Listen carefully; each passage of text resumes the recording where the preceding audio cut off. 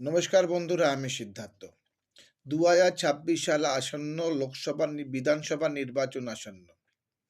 এই বিধানসভা নির্বাচনে এবছর কি বিজেপি তৃণমূলকে হারাতে পারবে? তৃণমূল কি চতুর্থবারের জন্য জিততে পারবে? বামফ্রন্ট কি কংগ্রেসের সঙ্গে অ্যালায়েন্স করবে? এই নিয়ে একটা প্রশ্ন আছে বলতে গেলে। তো একটা ডেটা নিয়ে আলোচনা করব, ম্যাসিভ ডেটা নিয়ে আলোচনা করব আপনাদের সঙ্গে আজকে। বিগত ৩ টা নির্বাচন পশ্চিমবাংলাতে তাদের ডেটা নিয়ে আলোচনা করব।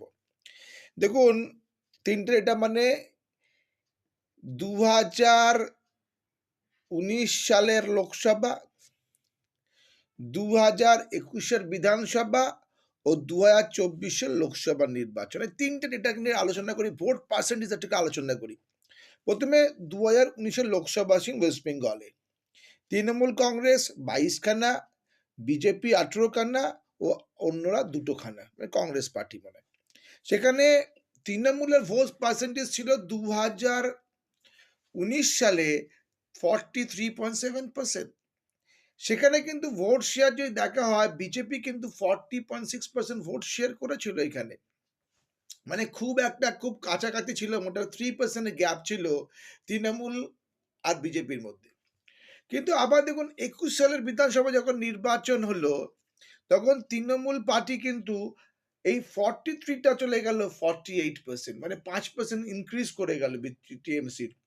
আর এখানে কিন্তু যে 40% ভোট শেয়ার ছিল বিজেপির, এটা কিন্তু 38% হয়ে গেল। মানে বিজেপি 2% লুজ করলো এই নির্বাচনে, মানে এই বিধানসভা নির্বাচনে।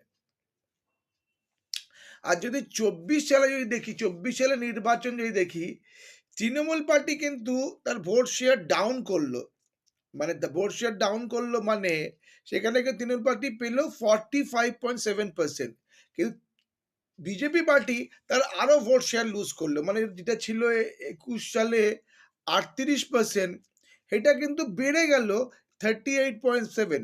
বাট কিন্তু সিট কিন্তু কনভার্সন রেশিও কম হলো, কিন্তু সিট এলো মাত্র ১২টা সিট এলো বিজেপি পার্টি। আগে ছিল ১৮টা, হলো ১২টা।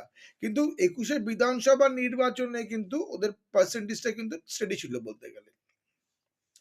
টিএমসির কিন্তু ভোট পার্সেন্টেজটা কিন্তু এমন কিছু বাড়েনি, ৪৫.৭। আগে ছিল হচ্ছে ২১ সালে ছিল ৪৮%, ৩% লস করেছে। যদি ঠিক করে যদি এসআইআর যদি হয়, ঠিক করে যদি এটা যদি হয়, টিএমসির কিন্তু প্রবলেম হবে আমি মনে করছি। কেন, পার্সেন্টেজ চার্ট কিন্তু তাই বলছে। টিএমসি কিন্তু ভোট পার্সেন্টেজ লুজ করেছে, তাই চার্ট কিন্তু তৃণমূলের ফেভারে নেই। যদি ভালো করে